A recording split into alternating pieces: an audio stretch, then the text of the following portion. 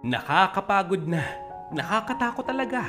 Barilan, kaliwat ka ng patayan, kaguluhan, ingay, digmaan. Ito ang kadalasang kaganapan sa iba't ibang bahagi ng mundo, maging sa ating bansa. Lalo na sa parteng Mindanao. Ang mga maling pananaw ng mga Muslim laban sa mga militar at ang hindi pagkakaunawaan ng magkabilang panig. Ang ating mga kapatid na Muslim, sobrang tatapang, pinaglalaban nila ang kanilang paniniwala hinggil sa kanilang kalayaan. At ang hukbong sandatahan ng militar handang pumatay laban sa kalaban ng gobyerno at ang iba ay maling tao na pala. Dinadampot, pinaparusahan, talagang nakakaawa. Ganyan kagulo ang pamumuhay nila doon. Sa gitna ng labanan ng mga militar at ng mga rebeldeng Abu Sayyaf, napakaraming tao ang talagang nadadamay na. Walang pinipili, mayaman ka man o mahirap. Imposibleng hindi ka maapektuhan ng pangyayari kung ikaw ay nasa lugar na iyon. Katulad na nga lamang ng mag-asawang Simeon at Elenita, kasama ang kanilang mga anak, lahat puro lalaki. Naipit sila sa gitna ng labanan doon sa Mindanao. Doon sila sa bundok nakatira. Simple lamang at payak ang kanilang pamumuhay. Nagkakaingin lamang upang kahit na paano may magamit sa pang-araw-araw na pangangailangan. Nung panahong iyon, galit na galit ang mga militar noon. Tila ba ang bawat taong ituro ng kanilang asset kung sino man yan, dinadampot nila. Na kung minsan ang tanging basehan nila ay itsura, damit, mga gamit, at paraan ng pagsasalita. Hanggang ang pamilya nga ng mag-asawang Simeon at Elenita na pag-initan na pagkamalan. Inay! Itay! Tulong! Sigaw ng panganay ni Elenita. Halos madurog ang kanyang puso nang makita. Halos mawalan siya ng malay nang pati ang kanyang ikalawang anak ay damputin ng mga militar. Walang paliwanag, walang dahilan. Wag po, maawa naman po kayo. Hindi po kami rebelde. Mali po ang dinadampot ninyo, sir. Wag po. Ang sigaw ni Elenita. Nung panahong iyon, nagkataong nasa bukid naman ang kanyang asawang si Simeon, kasama ang dalawa pa nga nilang anak. Ang kanilang trabaho noon, pag-aararo ng bukid. Matapos madampot ng militar ang panganay at ikalawang anak ni Elenita, umalis na nga ang mga ito. Nakakalungkot man subalit buhat nga noon, hindi na nga niya natagpuan pat nakitang muli ang kanyang dalawang anak. Nang makauwi ang mag-aama, agad itong ikinuwento ng kanilang ina sa kanila. Takot na takot ang kanilang pamilya. Sobrang ingay, napakalakas ng barilan, putukan, pagsabog. Ang dalawa pang anak ng mag-asawang ito, sa sobrang takot at kaba, tumakbo ng palayo. Hindi na nga sila bumalik pa. Nakakalungkot lang dahil naiwan ang mag-asawa sa loob ng kanilang tahanan. Nangangatog ang tuhod at kabang-kaba. Ang sabi nga ni Simeon, "Mahal, umalis na muna tayo rito, Elenita. Baka mamaya tayo naman yung pagbintangan ng mga yan. Baka tayo naman ang kanilang damputin. Anong gagawin natin?" Ang sabi naman ng kanyang asawa, "Mahal, Simeon, saan naman tayo pupunta? Wala tayong ibang kamag-anak, ni wala nga tayong pera. Ang mga anak natin, paano? Isipin mo nga yun? Papabayaan mo ba sila?" Isipin mo na lamang, palagay ko'y ligtas naman ang ating dalawang anak, pero ang panganay nating si Mul at Romeo, tunay na wala akong ideya. Bahala na si Allah sa kanila. Wala nang katahimikan ng ating lugar na ito, Elenita. Gagawa ako ng paraan para makaalis tayo rito sa ayaw mo't sa gusto. Wala tayong magagawa. Hindi natin sila pwedeng hintayin patayin tayo rito. Isipin mo ang kaligtasan natin. Yan ang sagot ni Simeon kay Elenita. Nang mahanap ng mag-asawang ito ang tamang pagkakataon, nagpunta nga sila sa kabayanan. Nagpalaboy-laboy doon hanggang sila ay makilala ng isang sikat na negosyante. Siya, si Senyor Avenido, isang politiko sa NCR. Subalit ano nga bang ginagawa ng isang politiko mula NCR sa Mindanao sa puntong iyon sa panahon nagkakagulo ang mga bayan doon? Ang sabi niya, siya raw ay naroon sa lugar na yon kasama ang kanyang grupo upang magdala ng supply sa mga militar. Maya-maya pa, sumigaw ito. "Oh, baka may gustong sumama sa akin sa Luzon. Nangangailangan ako ng mga tauhan sa aking pabrika. Mga taga-tao sa aking plantasyon ng saging. Sino sa inyo may gusto? Itaas niyo lamang ang inyong kamay." Hindi na nga para magsayang ng panahon ng mag-asawa. Itinaas si Simeon ang kanyang mga kamay at nagmakaawa na sila na nga lamang mag-asawa ang isama. Aba, sino ba namang hindi pipili kina Simeon? Halos lumuhod na nga ito't dumapa. Isama lang sila. Napansin naman ng negosyanteng ito na parang mayroong dinadalang alalahanin ang mag-asawa at dahil doon, agad silang isinama ng matandang ito paalis ng lugar na iyon. Matapos pumili nitong si Senyor Avenido ng mga tauhang maaari niyang isama sa NCR, sumakay na nga sila ng private plane. May nakasakay ng 2 lalaki sa loob noon. Bukod kay Simeon, Elenita at iba pang kasamahan, nagtungo na nga sila sa ibang lugar. Palibhasa napakabilis ng mga pangyayari ang mag-asawang ito. Hilong-hilo sa biyahe, halos masok ka sa loob dahil sa sobrang kaba at takot. Kahit nasa taas sila ng alapaap, dinig nila ang lakas ng pagputok ng mga baril. Ang kasya lamang sa private plane na iyon ay halos 8 tao, kasama na ang piloto at ang negosyante. At dahil nga napansin ng negosyante na takot ang mga tao sa kanyang likuran at tila ba hindi na maganda ang pakiramdam, saglit silang bumaba sa isang private property. Malamang kanya ring pag-aari. Kumain muna sila. Matapos nga nilang kumain ng sama-sama, sumakay sila sa isang puting van at bumiyahe muli ng mahigit ilang oras hanggang sila ay makarating sa kabayanan. Kung gutom ang mag-asawang Elenita at Simeon, lalo na ang 4 pang binatang kanilang kasama sa pagbiyahe, gutom na gutom. Ang nakakapagtaka ay pinaghiwa-hiwalay sila. Ang mag-asawa, isinakay ng kotse papunta ng pabrika. Inihiwalay yung 4 na binata. Habang nasa biyahe, ang sabi ng driver, ang magiging trabaho daw ng mag-asawang iyon ay tagapag-alaga ng plantasyon ng saging, gagawing tenant at tagapag-alaga ng mga hayupan doon. Isang malawak na lupain na pag-aari ni Mr. Avenido. Napakatagal ng biyahe, kahit pa sabihing napakabilis ng kotse. Nagising na nga lamang sa pagkakatulog ang mag-asawa dahil sa sobrang katahimikan. Pumasok na pala ang kotseng ito sa isang malawak na lupain. Napakalawak nito. Sa sobrang laki, hindi mo na nga matatanaw ang kabayanan. Alam kong sanay kayo sa gawaing bukid pero sinasabi ko sa inyo, hindi ganun kadali ang inyong trabaho.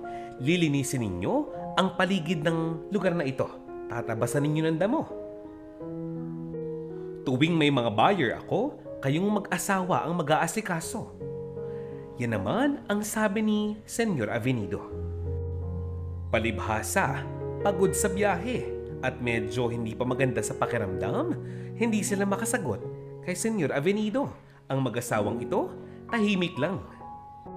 Ang dagdag pa nga ni Senyor Avenido, ano ba naman kayo?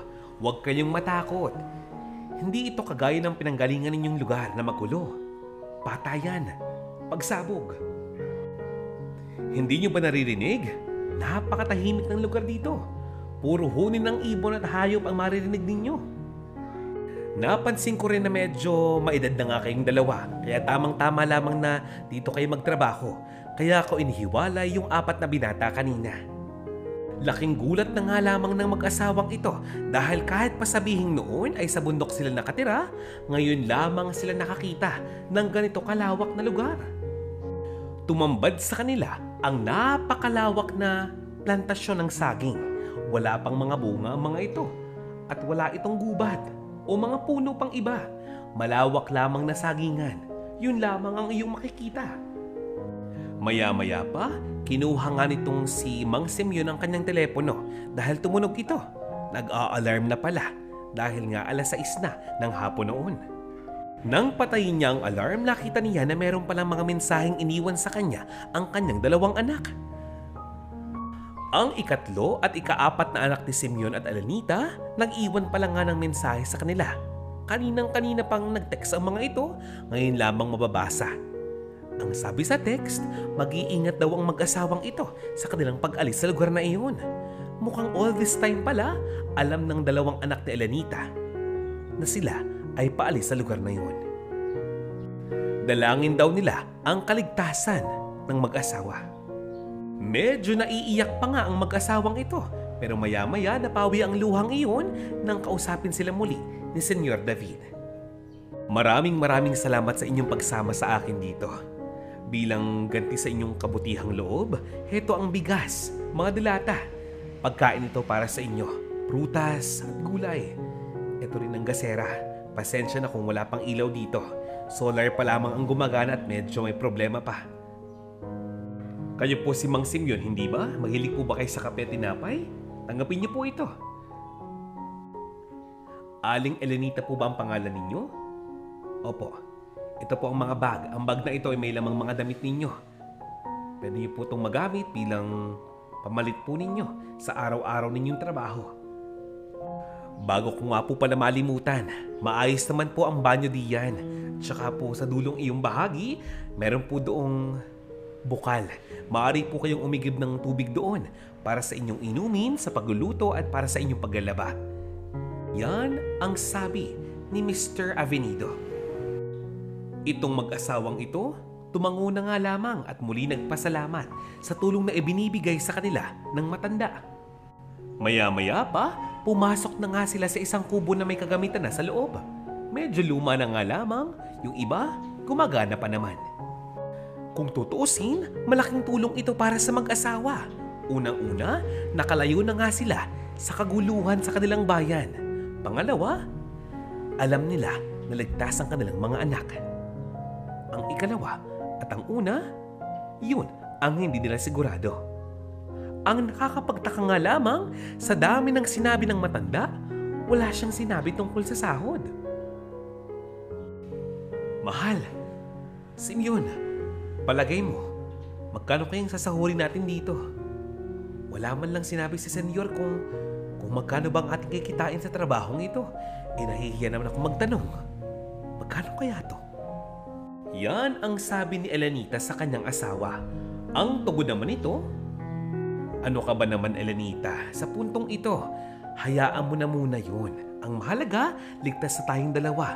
Tahimik sa lugar na ito. May pagkain naman tayo, hindi ba? Teperin na nga lamang natin ang mga pangangailangan natin. Magtanim tayo ng kamote, ng gulay, para kahit papaano, habang kumakain tayo ay meron tayong tanim, meron tayong aanihing dalawa. Kahit papaano mabubuhay naman tayo rito. Madali lamang naman linisan ang lugar na ito. Sagingan lamang iyan. Medyo malawak nga lang talaga, kaya bahala na. Kayang-kaya natin yan. Ang sabi ni Simeon. Ang isang bagay pang bumabagabag sa isipan ni Elenita ay nasaan na nga ba talaga sila ngayon? Saang probinsya sila naroroon? NCR? National Capital Region? Saan yun? Basta ang alam nila, malayo raw sila sa Mindanao. Pero nasaan nga ba talaga sila? Palibhasa ang mag-asawang ito ay kapos sa edukasyon, hirap magbasa, hirap pagsulat, hindi nga nila alam kung nasaan na nga ba sila ngayon. Kahit pa sabihing payapa at tahimik sa lugar na iyon, hindi rin maiwasan ng mag-asawang mag-alala sa kanilang mga anak sa Mindanao. Lumipas pa nga ang ilang mga araw, napapansin ng mag-asawa na pawala ng pawala ang signal ng kanilang telepono. Malamang pati ang baterya. Pero dahil nga palagi silang abala sa bukid, ay hindi na nga nila iyon pinapansin pa. Unti-unti, nakasanayan na nga nila ang lugar na iyon. Payapa at tahimik silang nabuhay doon. Kaya lang, medyo nakakainip naman nga talaga. Bawat araw ay nakakapagod, madaming trabahong kailangang gawin. Pero ang lahat ng iyon, ibinabawi na nga lamang nila sa pahinga at tulog. Kaya lang sa gabi, sa sobrang tahimik, nakakabingi na. Gets mo ba? Yun bang kahit huni ng kuliglig ay wala kang maririnig. Tuwing umaga, napakaagang bumangon ng mag-asawang ito. Si Elenita agad magtutungo sa bukal upang uminom ng malinis na tubig. Napakalinaw, napakalinis at napakalamig ng tubig sa bukal na iyon. Kahit papaano, doon na nga lamang naglilibang itong si Elenita. May mga pagkakataon naman na itong si Simeon nagtatanim ng gulay at prutas sa paligid ng bahay kubo dahil nakakita nga raw siya ng napakaraming binhi na hindi naman ginagamit at mukhang maaari pang gamitin. Kaya naman, makalipas pa ang ilang mga linggo, nagsitubuan na kalabasa, pechay, talong, kamatis. Kahit papaano, nagkaroon ng makulay na paligid ang mag-asawa. Kahit papaano, nakakangiti na nga ang mag-asawang ito dahil pagod man sila sa araw-araw, wala silang kinakatakutan sa lugar na iyon. Kapayapaan, katahimikan para sa kanila. Pero, paubos ng paubos ang kanilang bigas. Hindi pa bumabalik muli ang matandang politiko ngayon. Kahit truck man lamang, kahit kotse man lamang, kahit isang beses na bumisita ay hindi ginagawa ng matanda. Ang tanong sa isipan ng mag-asawa, bakit itong si Mr. Avenido hindi man lamang kamustahin ang trabahong kanilang ginagawa? Kahit pasabihin may tanim silang gulay, prutas, at mga kamote at ube, hindi ito sapat. Nang sumunod pang mga linggo, may dumating pang bagyo, dahilan kung bakit nasira ang kanilang mga pananim. Unti-unti nang nakakaramdam ng pagod, gutom, at pagkapuyat sa trabaho at katahimikan ng mag-asawa. Hanggang sa ngayon, si Mr. Avenido, hindi pa rin bumibisita. Ganoon pa man, hindi para basta na lamang umalis sa lugar na iyon ang mag-asawa. Unang-una, malawak ang lupaing iyon. Ni bakas ng sasakyan, wala. Mahirap na ang maligaw, baka pati pag-uwi, mahirapan pa sila. Wala rin silang alam kung baka mayroong mga mabangis na hayop sa paligid. Lumipas pa ang halos isang linggo. Nakarinig na nga lamang ang mag-asawang ito ng tunog ng motor. Isang umaga. Agad lumabas ang mag-asawa ng kanilang tahanan. Hindi lamang isang motor ang dumating. Isang L300 na sasakyan. Nagbaba ang isang lalaki ng mga sako ng bigas doon. Mga delata, tinapay, sabong panlaba, at marami pang mga pangangailangan. Habang ibinababa ng manong ang mga kagamitan, sinubukang lapitan ng mag-asawa yung lalaking nakamotor. Sila'y nagtanong, "Mawalang galang na po sa inyo. Maaari ko po bang malaman? Kailan po kaya kami sasahod dito?" Ang lalaking nakasakay sa motor, hindi naman tumutugon, ni hindi nga sila pinapansin. Sinubukang ulitin ng mag-asawang ito ang katanungan. Subalit ayaw pa rin silang pansinin. Sinubukang hawakan ni Simeon ang braso ng lalaking nakamotor. Nagalit ito at sinabing, "Ano ba? Huwag mo akong hawakan. Huwag niyo akong tanungin ng mga bagay na hindi ko alam. Wala akong pakialam sa mga bagay na yan. Kung hindi niyo yun alam, problema niyo na yun. Ginagawa ko lang yung trabaho ko. Ano ba?" Maya-maya pa, nang matapos maibaba ng lalaki ang lahat ng laman ng L300, umalis na nga sila sa lugar na iyon nang hindi man lamang nagpapaalam. Ganon din ang lalaking nakamotor. Hanggang sa ngayon, in shock pa rin ang mag-asawa sa paraan ng pagkausap sa kanila ng lalaking nakamotor. Pero kung tutuusin, tama naman ang kanyang sinabi. Problema nila iyon.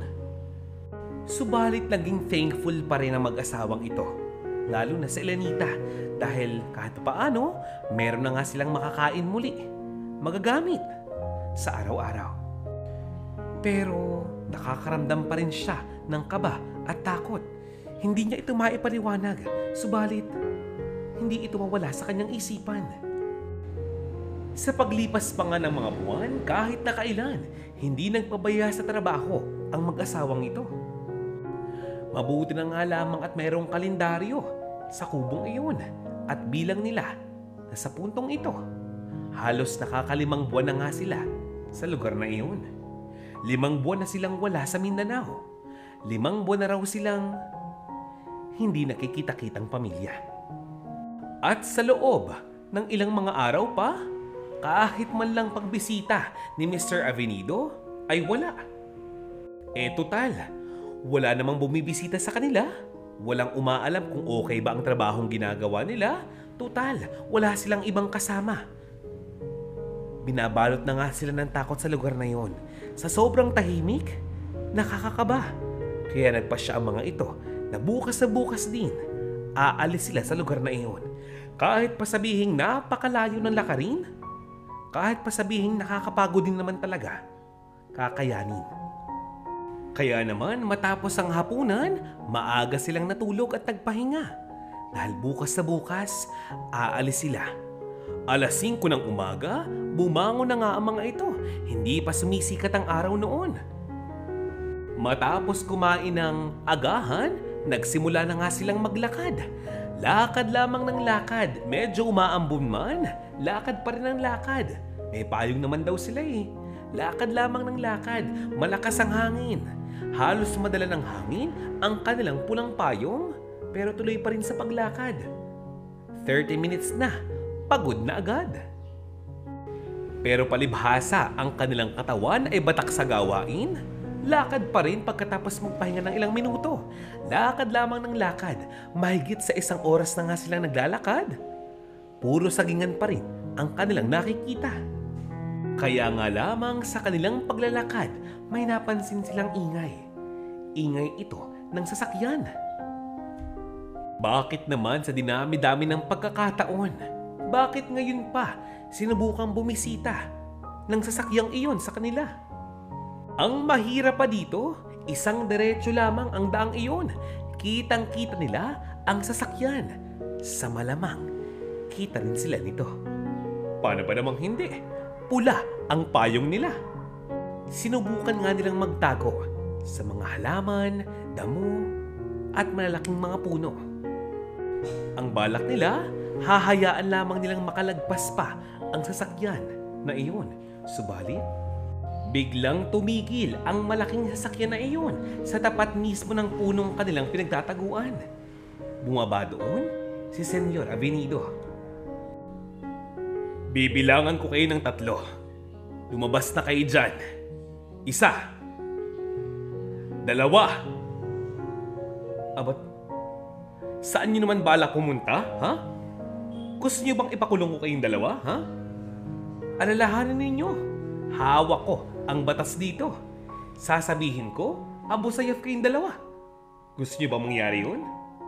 Kulungan ng bagsak ninyo, sinasabi ko sa inyo, at hindi nyo alam kung anong maaari nilang gawin sa inyo. Sakay. Sumakay kayo ngayon na. Bilis! Ang sigaw na sabi ni Senyor Avenido. Kaya naman ang mag-asawang ito, kakamot-kamot ng ulo. Napapaiyak pa nga itong si Elenita dahil takot na takot sa mga sinabi ng matanda. Habang sila ay nasa loob ng sasakyan, walang galang na po, Senyor. Pasensya na po kung sinubukan po namin umalis sa lugar na iyon dahil meron po kasi akong iniinda sa aking katawan. Hindi ko po alam kung anong karamdaman ko pero baka lang po kasi may malapit na klinika dito o ospital. Hihingi po sana ako ng tulong ng saklolo. Alam niyo naman po medyo maedad na po kaming mag-asawa. Ipapacheck up ko rin po sana si Elenita. Yan ang sabi ni Simeon. Yan ang kanyang pagdadahilan. Ang sabi naman ni Elenita, Senyor, mawalang galang na po sa inyo pero nasa na po kaya ang sahod namin? Senyor, hindi po sapat yung pagkain ibinibigay po sa amin. Patagal na po nung huli kaming binigyan ng pagkain. Kung hindi po kami nagtanim, wala po kaming kakainin sa araw-araw. Wala po kaming gamot. Wala po kaming hawak kahit piso. Dahilan po bang wala pong tindahang malapit sa amin para hindi niyo kami pasahurin ng pera? Senyor, napakatagal niyo po muli nang huli po namin kayong makita. Sana po'y maunawaan niyo naman po kaming mag-asawa. Itong si Senyor, walang imik.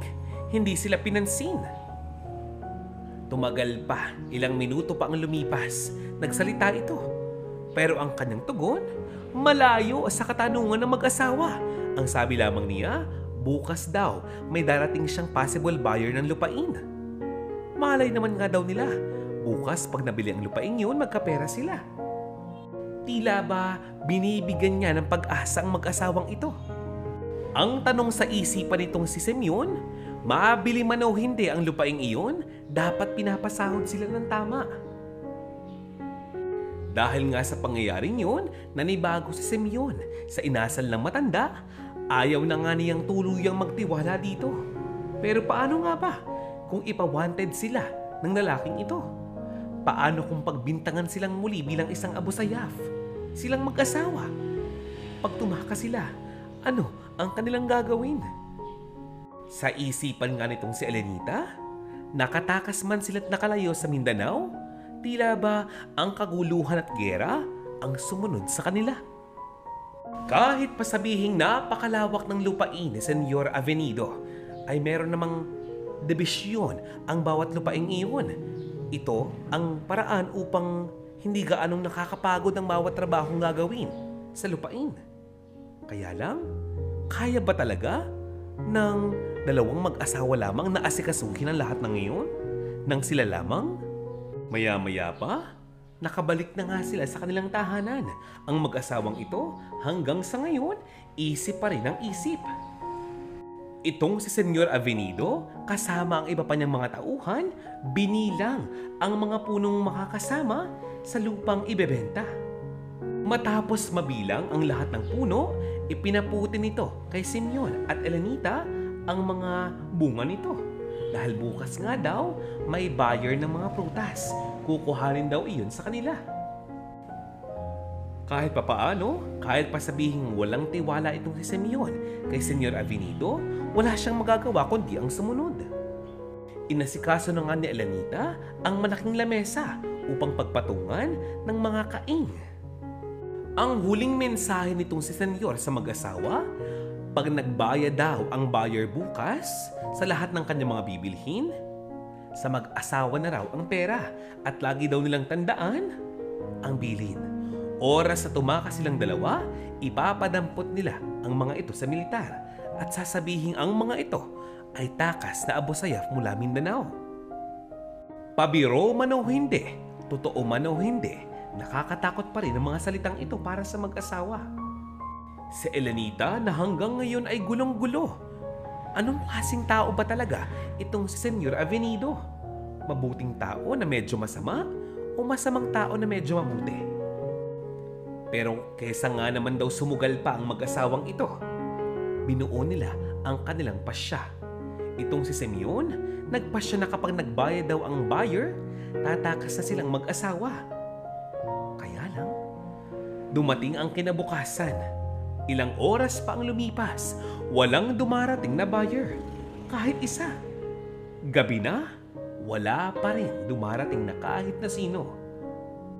Walang tumatawag, walang nagpapakita. Baka nga naman na traffic lang. Baka naman na reschedule ika nga, di ba? Kaya muli naghintay ang mag-asawang ito ng sumunod na araw. At sumunod pa. At sumunod pa. Wala pa rin dumarating na buyer. Kaya itong si Mang Simeon, galit na galit. Sumisigaw siya. Subalit ang kanyang asawa lamang ang nakakarinig. Napakawalang hiya talaga. Walang hiya talaga yung matandang yan. Elenita, niloko lang niya tayo. Pinaasa niya lamang tayo. Pinagod lamang tayo sa mga trabaho pero... Diyos ko naman, anong gagawin natin? Ang sabi nga naman ni Elenita, Sabi ko na nga ba, hindi totoo ang sinasabi ng matandang iyon. Pinaasa lamang tayo, mahal. Aanin natin ang mga saging na ito ngayon. Magaling pang tumakas na lamang tayo, Simeon. Tumakas na tayo. Takot na ako eh. Pero, ang tanong ni Simeon sa kanyang sarili, paano kung paglabas nila ng bahay? Sa di kalayuan ay may nakabantay ng militar. Paano kung patayin sila ng mga ito dahil mapaghinalaan? Ano ang kanilang gagawin? May magagawa ba sila? Kung magpapaliwanag sila, may makikinig ba? Paano kung totoo ang mga pananakot ng matandang iyon sa kanila? Wala na ngang magagawa pa ang mag-asawang ito kundi manahimik na lamang. Manatili sa kanilang kubo, kumain ng pagkain kanilang tanim, uminom ng tubig mula sa bukal. Yun lamang at wala nang iba pa. Itong si Senyor Avenido, hindi pa rin bumabalik. Ubos na ang kanilang supplies. Gutom na nga sila at hindi naman maaaring palaging saging ang kanilang kainin. Dahil nga nang hihina na ang kanilang katawan, nagpasya muli ang mag-asawang ito na bahala na si Batman ika nga. Bukas na bukas, muli silang tatakas. Maglalakad silang muli palayo sa lugar na iyon. Pero sa pagkakataong ito, hindi na sa daang dinaraanan ng mga sasakyan. Upang dumating man ang matandang si Senyor Avenido, walang makakaalam. Kinabukasan, medyo madaling pa nga noon, naglakad na muli ang mag-asawa. Pero sa pagkakataong ito, kampante nga silang dalawa na walang makakahuli sa kanila dahil nga sa liblib sila dumadaan. Hanggang sa sikatan na nga sila ng araw, ubos na ang kanilang baong pagkain at tubig. Oh, hindi na nga umuulan, hindi na umaambon pero tirik naman ang araw. Sasabihin ng iba dyan, bakit ba sila nagpapakahirap? Bakit hindi sila tumawag sa kanilang mga anak sa Mindanao? Diba? O kaya naman sa kung sinong kaibigan. Eh di ba, meron silang telepono? Ako na ang nagkasabi sa inyo, walang signal sa lugar na iyon at matagal nang sira ang kanilang telepono. Bukod sa hindi napapacharge, nabasa pa ito ng tubig. Dahil sa malakas na ulan, butas ang bubong ng kubuhan nila noon. Isipin ninyo, kung kayo ang nasa kalagayan ng mag-asawang ito, anong gagawin ninyo? Dalawa sa mga anak nyo hindi nyo alam kung buhay pa. Ang dalawa pang tira, hindi nyo alam kung nasa saan, ni hindi nyo nakakausap. Wala kahit na ano. Tapos kayo, araw-araw nagtatrabaho para sa isang taong hindi nyo alam. Kung totoo ba o nakakaloko? Habang patuloy sa paglalakad ang mag-asawang ito, habang tirik na tirik ang araw, palayo sila ng palayo sa kanilang bahay kubo, may natanaw silang dalawang tao. Mga lalaki ito. Agad silang dumapa sa damuhan upang makapagtago. Maya-maya pa, may napansin itong si Simeon. Kahit pa sabihing medyo malabo na ang kanyang mga mata, imposible siyang magkamali. Nakikilala niya ang dalawang lalaki na naglalakad sa kanyang harapan ngayon. Elenita! Elenita! Makinig ka! Ang dalawang lalaki nasa harapan natin. Kamukha ng ating mga anak. Dahang-dahang tumayo. Dahan-dahang kumibo itong si Elenita upang silipin kung totoo ba ang sinasabi ng kanyang asawa. At ng kanyang matitigan, totoo nga, ang dalawang lalaking iyon ay ang kanyang dalawang anak. Patakbo siyang lumapit sa mga ito. Muntikan pa nga siyang madapa. Agad namang sumunod itong si Simeon sa kanyang asawa. Inay! Itay! Mabuti po't nakita namin kayo.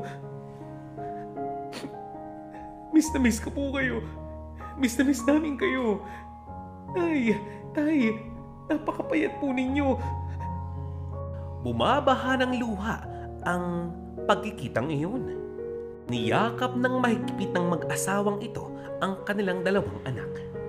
At dahil sinabi nga ng dalawang lalaking iyon na medyo mahaba pa ang lakarin kung magpapatuloy sila, bumalik na nga lamang sila sa kubo. Hindi naman ito para pang hinayangan ng mag-asawa dahil unang-una, kasama na nga nila ang dalawang anak nila. Hindi na sila para manghinayang pa sa kanilang inilakad. Mang sila ay patuloy sa paglakad, nagkukwentuhan silang apat ng mga pinagdaanan nga nila.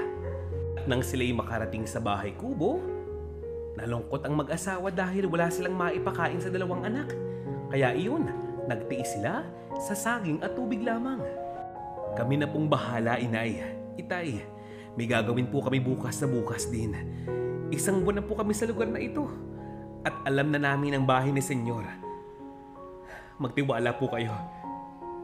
Mahal na mahal po namin kayo, inay, itay. Subalit ang sabi ni Senyor, pero anak, baka isuplong kayo sa militar? Subalit hindi na nga tumugon pa ang magkapatid. Kinabukasan, nang magising ang mag-asawa, wala na ang mga anak nila. Ito ang dahilan kung bakit punong-puno ngayon ng pag-aalala ang puso ni Elenita. Bandang alas 7 o alas 8 ng gabi noon, dumating ang sasakyan ni Senyor. Nagulat ang mag-asawa. Lumabas sila. Nais batiin ang matanda pero ang bumaba ng sasakyang iyon ay ang kanilang mga anak. Hindi maunawaan ni Elenita kung anong ginagawa ng kanyang mga anak sa loob ng sasakyan ni Senyor. Nang buksan ang pintuan sa likod ng sasakyan, sinipang palabas ng kotse. Si Senyor, nakagapos ang kanyang mga kamay at binti. May nakabusal sa kanyang bibig. Sugat, dugo, gasgas ang iyong makikita. Ang sabi ni Elenita, "Anak, mga anak, anong ibig sabihin ito? Mga anak, mali naman ito. Hindi tayo masamang tao. Anak, wag naman sanang ganito." Ang sabi ng isa niyang anak, "Hindi, Nay. Hindi tao to. Hayop siya. Nay, yung mga taga Mindanao na akala niyo nagkatrabaho sa pabrika ngayon? Hindi. Hindi sila pinapakain doon. Halos butot balat na sila. Pinatakas ko na sila, inay. May naghihintay na po sa kanilang barko at sa atin. Kung hindi kayang ibigay ng mundo ang hustisya para sa atin, kami na ang gagawa noon." Biglang sumabat si Elenita. Sumigaw siya at sinabing, "Pero wag ka namang papatay, anak. Wag mong ilagay sa kamay mo ang batas. Anak, hindi tayo masamang tao." Itong si Mang Simeon nakatingin lamang sa matandang si Sir Avenido. Maaaring kaawa-awa ang kanyang itsura, ang kanyang kalagayan, subalit palaging bumabalik sa kanya ang lahat ng pananakot na ibinigay niya sa kanilang mag-asawa. Ang panggigipit, ang panggugutom. Pero hindi niya rin maipaliwanag, subalit biglang bumalik sa kanyang isipan na nung panahong siya'y takot na takot, silang mag-asawa ay nakatakas sa Mindanao sa tulong ng matandang ito. Bagamat sila'y tinakot, malaki ang naitulong ng matandang si Sir Avenido sa kanilang mag-asawa. Binigyan ng trabaho, ng pagkain, ng tahanan. Kaya ang kanyang nararamdaman ay hating-hati. Sa pakiusap ni Elenita at Simeon sa kanilang mga anak at sa grupo nito, hindi nga nila pinatay ang matandang si Avenido. Mahigpit ang pagkakagapos sa kanyang mga kamay at paa.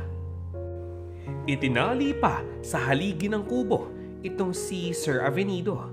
Hinayaan siyang doon masikatan ng araw. Bago nga tuluyang umalis si Elenita sa lugar na iyon kasama ang kanyang pamilya, kinuha niya ang telepono sa bulsa ng matanda. Binasag ito, sinira mismo at iniwan doon sa tapat lang mismo ng matanda. At umalis na nga itong si Elenita, si Simeon at ang kanyang mga anak kasama ang grupo nito sa lugar na iyon. Iniwan na si Senyor Avenido habang nakagapos sa kanyang luma at mabahong kubo. May piring ang kanyang mga mata. Wala siyang nakikita. Wala siyang maaalala kung sinong gumawa sa kanya nito. Swerte na nga lamang kung biglang may isang taong dumating sa lugar na iyon upang siya'y tulungan. Dahil ang ginamit nga nila sa pagtakas ay ang sasakyan na Senyor Avenido, malamang may maghahanap sa kanya. At para maiwasang sila ay masundan, binalak nga nilang iwanan na nga lamang sa highway ang sasakyan ngayon. Pero baka matrace sila, kaya ang mga ito naghintay pa ng kaunting oras hanggang sila ay makatagpo, makahanap ng isang napakalaking ilog. Habang naghihintay ng tamang oras at pagkakataon, kinuha nila ang pera at alahas sa loob ng sasakyan ngayon upang gamitin nila upang makabalik ng Mindanao. Para kay Simeon, alam niyang kasalanan nga ito, pero inisip na nga lamang niya na baka ito na yung kabayaran sa lahat ng panggigipit at pagkatrabahong walang sahod na nangyari sa kanilang mag-asawa sa matagal na panahon. Nang makuha nila ang lahat ng alahas at pera, inihulog nila ang kotseng iyon sa malalim na ilog. Saksi ang liwanag ng buwan sa kanilang ginawa. Tanaw nila sa tulay ang paglubog ng sasakyan at naglakad na nga lamang sila patungo ng kabayanan. Gamit ang perang kanilang nakuha, agad silang kumain ng masarap na pagkain, bumili ng bagong damit at inayos ang sarili. Nakahanap pa nga sila ng sasakyan na maaaring rentahan patungo ng pier upang tagpuin ang ilan pang mga tauhan noon sa pabrika. Bagamat sila ay bumalik ng Mindanao, hindi sila para bumalik sa kabundukan, sa kaguluhan, sa patayan. Hindi na kahit kailan. Sila ay nagtungo sa kabilang parte ng Mindanao. Nagpunta sila sa bahay ng kapatid ni Elenita. Medyo malayo pa nga lamang ay napapaiyak na ito nang makita ang mukha ng kanyang kapatid. Mula nga noon ay namuhay sila ng payapa at malayo sa gulo. Nabalitaan nga lamang nila na namatay pala sa gutom si Senyor sa kabukirang kanyang pag-aari. Abay bali-balita sa radyo at TV ang pangyayari ngayon. Alam mo ba, ilang buwan pa ang lumipas bago namatay ang matanda. Bakit kamo?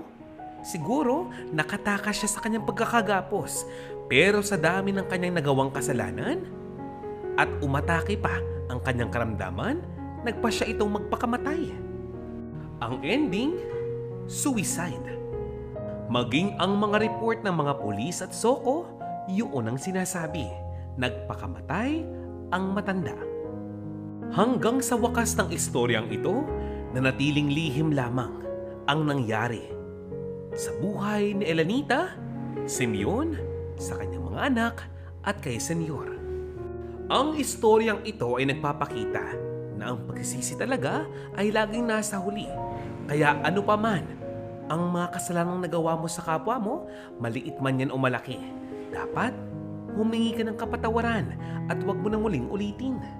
Wala tayong hindi gagawin upang ipaglaban ang ating kalayaan, ang kapayapaan. Subalit kung ikaw si Elenita, kung ikaw si Simeon, gagawin mo ba ang parehong bagay na kanilang ginawa? Comment down below. Sige na. Bago po natin tuluyang tapusin ang istorya, syempre, shout out time muna. Binabati ko po ng isang maligayang araw si Miss Rosalie Magat, Rosemary Macabio at Erlinda Claveria. Gloria Ledesma, shout out po sa inyo, Miss Celia Gonzalez at Farm Girl Canada. Hi Princess Rocker, Monique Tuan at Mirna Galicia, maligayang araw. Wildcats Kuting, syempre na-story para sa inyo. Leticia Lantiwen, shout out sa inyo. Beth Legaspi at who's this? Beth Apelido. Apelido? Hello? O ito, last but not the least, Mr. or Miss Amorseco Backyard. Nakita ko ang komento mo at na-realize ko. Oo nga no. Salamat sa pagpuna. Salamat po sa lahat ng inyong mga komento. Maraming salamat po sa inyong pakikinig. Sa susunod po muling kabanata ng istorya ng kapayapaan, pagkakaibigan, pamilya at buhay. This is Funny Malia TV. Paalam!